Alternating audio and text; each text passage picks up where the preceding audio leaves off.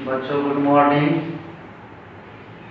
मैं आज आप लोगों को क्लास 8 का हिंदी पढ़ाने जा रहा हूँ। उसका दूसरा चैप्टर है पुरानी कथा।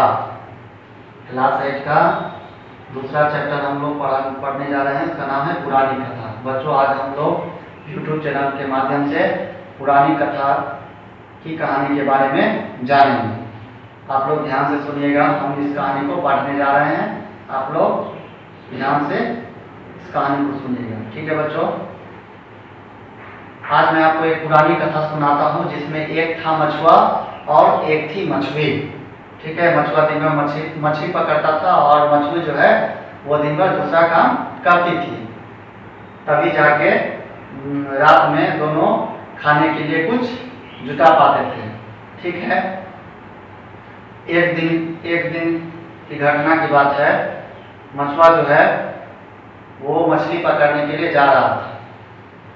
तो रास्ते में एक छोटा सा गड्ढा दिखाई दिया। उस गड्ढे में पानी था और उस पानी में लता यानी झाड़ी थी। उस झाड़ी में एक छोटी मछली जो है वो फंस गई थी।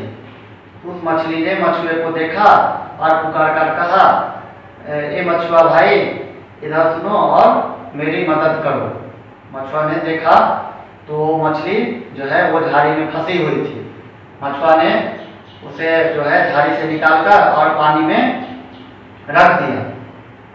फिर जो है दूसरा दिन जो है मछुआ उस रास्ते से गुजर रहा था। तो फिर मछली कहता है, ए मछुए भाई, इधर सुनो, मुझे जो है वो बगल में नदी है, उस नदी में जाकर मुझे रख दो। मछुआ ने उस मछली को एक बर्तन में, बड़ा सा बर्तन में पानी भर दिया। उसमें जो है उस मछली को रख दिया और उसको जो है नदी के जल में जाके छोड़ दिया, ठीक है। इस तरह से उसको मछली को रख दिया। फिर अगले दिन जो है वो मछुआ जो है मछली पकड़ने के लिए जा रहा था। फिर नदी से जो है वो मछली कहती है कि ए मछुआ भाई, इधर सुनो। गया तो बोला, क्या है? तो उस मछली ने कहता है कि तुम जो है रोज इस नदी के किनारे आकर बैठो, मुझे जो है वो अच्छा लगेगा। तो वो रोज मछुआ जो है रोज आता था और उस नदी के किनारे बैठता था। तो बेचारी मछली को अच्छा लगता था। तो मछुआ जो है रोज अपने घर से जो आता था उस नदी के पास, तो आटा का गोली बना के और मछली के लिए लाता था और नदी में मछली को खाने के लिए आटा का गोली देता था। रोज दिन जाता था।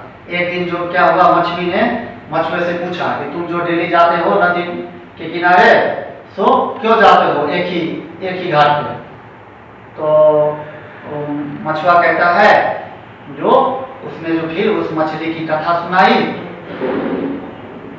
उस पर जो है मछली ने मछुए से कहता है कि उसको एक कहानी सुन के बड़ा आश्चर्यचकित लगा।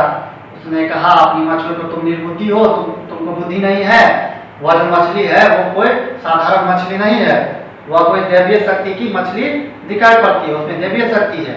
जो तुम जाओ उस मछली के पास और उसको जाकर बोलो कि मुझे रहने के लिए घर नहीं है, मकान नहीं है, सो मुझे मकान देने के लिए। तो वो मछली के पास जो है मछुआ जाता है, उसको कहता है कि मुझे रहने के लिए मकान नहीं है, मछली तू मुझे मकान बनवा दोगी? तो कहता है, ठीक है, जा तेरे घर में मकान बना हुआ रहेगा। तो सचमुच वो घर आता है मछुआ, देखता है कि उसको खूब अच्छा सा मकान बना हुआ रहता है।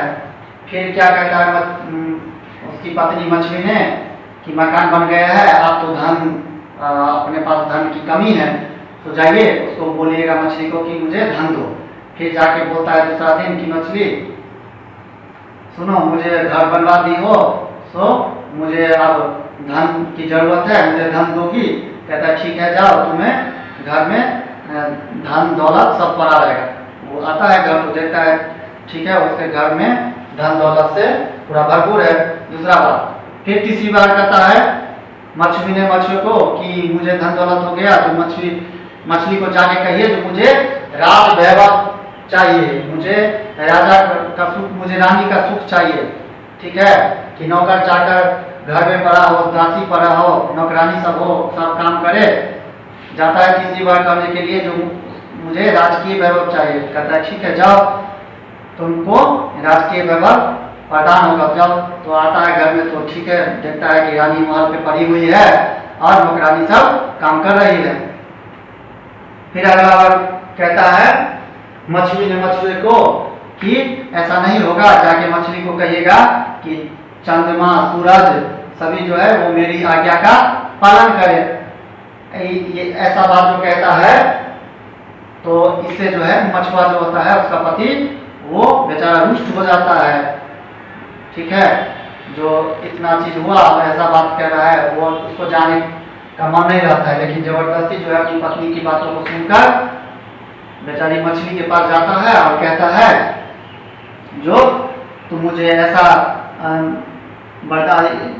वरदान दोगी जिससे जो है चंद्रमा सूरज जो है वो मेरा बात मानने लगेगा, मेरे बस में होगा।